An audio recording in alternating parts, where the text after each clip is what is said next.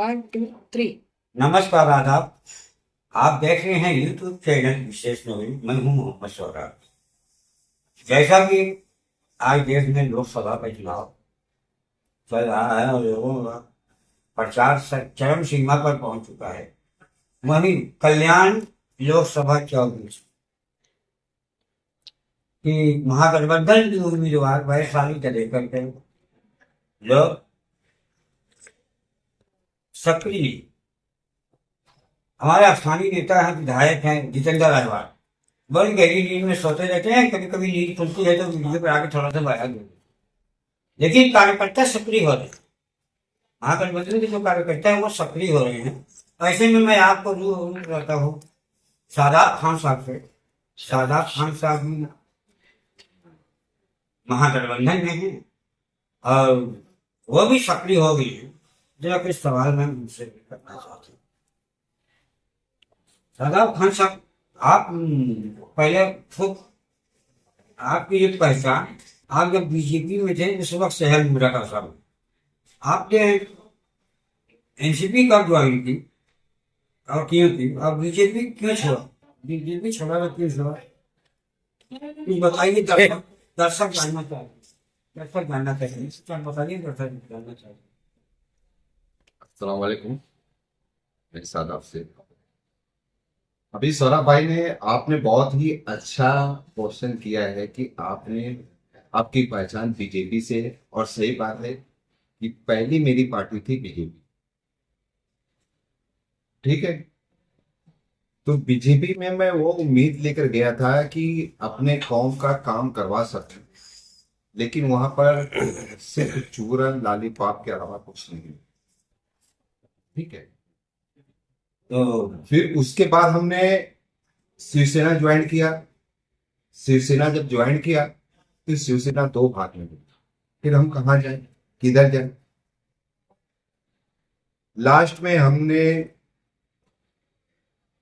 राष्ट्रवादी party join किए और भी हमारे लोकप्रिय आमदार माननीय जितिन अवार्ड साहब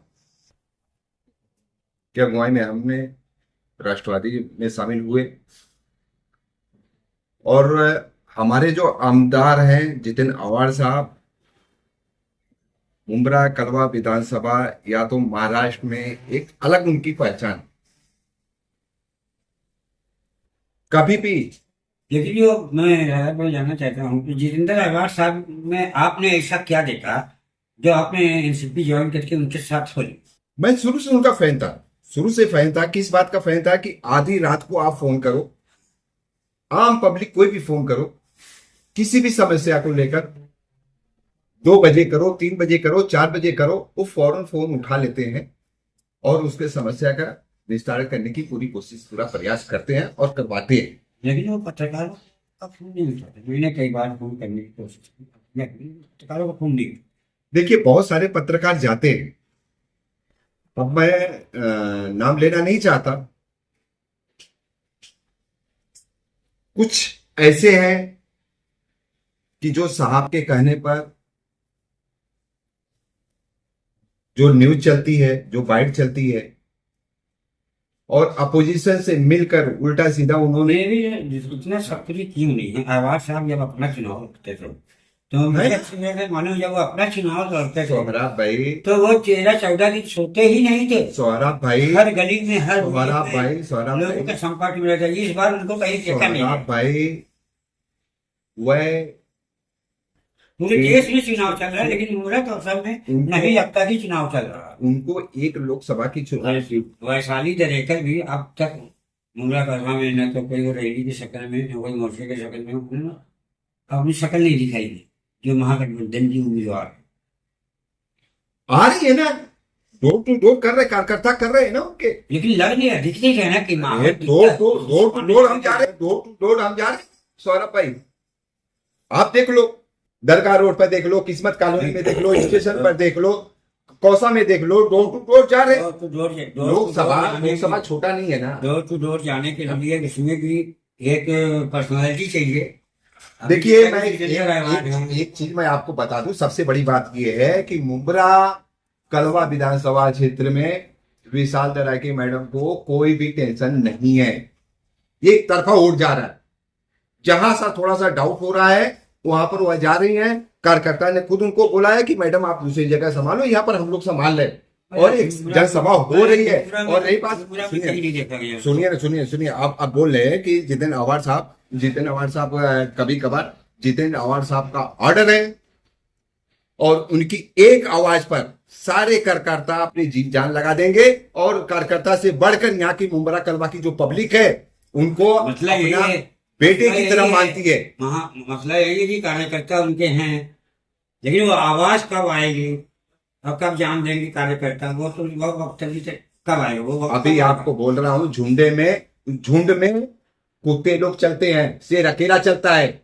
हमारा आवाड़ साहब एक शेर है और उसकी एक आवाज पर कार्यकर्ता और मुंबरा कलवा की विधानसभा की जनता उनकी मुरीद है, उनकी फैन है, उनके कामों को लेकर फैन है, जुमलों पर नहीं, कामों को लेकर फैन है। उनका जो कामों को लेकर करते हैं उनके वो कामों करते को हैं। भी लेकर बहुत विरोध चल रहा है, उनके कामों को भी लेकर। आपका पढ़ा टाइम्स में मैंने खबर सुना, उसने एफएम मीडिया में बोला है जितेंद्र अवार्ड के बारे में, तो कब्रिस्तान का मुद्दा इधर उधर सब व्यर्थ है ये सब। देखिए यहाँ पर कुछ लोग सत्ता के लाभी हैं, सत्ता का लाभ लेते हैं। जैसे सत्ता बदली, वो पार्टी छोड़कर पाला बदलकर दूसरे पार्टी में।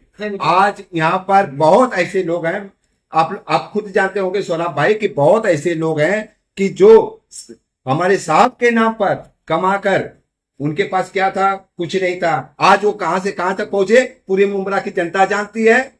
साहब के नाम पर ही कमाए। आज वो सरकार चेंज हुई, कौन लोग कमाए जो आज ठंडे बस्ते में चले गए, कोई जज्बत है तो भी नहीं आती, वो कौन लोग आप खुद जानते हैं ना, सारी जनता जानती है, सारी जनता जानती है। आज उनके चेहरे पर नगर सेवक जीत कर, और जब सत्ता चेंज हुई है तो वह पाला बदल दी गई। आप खुद जानते हैं, पत्रकार बंधु जानते हैं, मुंबरा की जनता जानती है, नाम लेने की जरूरत ही नहीं है, सारा समाज जानता हूं। क्या वो मैं आयवार साहब की बेबसी मैंने उस वक्त देखा था, मेरी नजर थी शहर पे, शहर के उन्हीं लोगों पे नजर थी जिसको आप बताना चाहते। उन्होंने ही मतदार मुंबरा को खराब करने की कोशिश की और बहुत अच्छा हुआ। ये तो साहब खुद डिसीजन लेने वाले थे, उनको निकालने वाले थे, और छोड़कर चले गए। बहुत ही अच्छा हुआ कि कचरा साफ हो गया। नहीं देखिए, शहर में तो चर्चा इस बात की भी थी पहले से भी थी कि जितेंद्र आवाज का और एक नाथ शिंदे का मतलब उनका दोस्ताना बहुत अच्छा है, पार्टनरशिप, ये सब भी चर्चाएं बहुत होती थी। आवाज साहब श्रीकांत शिंदे को यहाँ सपोर्ट करते थे और चुनाव में आवाज साहब के चुनाव में एक नाथ शिंदे सपोर्ट करते थे। इस तरह की चर्चा आमतौर पर लोगों में थी, आप भी जानते हैं। आज भी बहुत सारे लोग कह रहे हैं कि आवाज साहब क्यों नहीं सक्रिय हो रहे हैं। सुनिए ना यहाँ की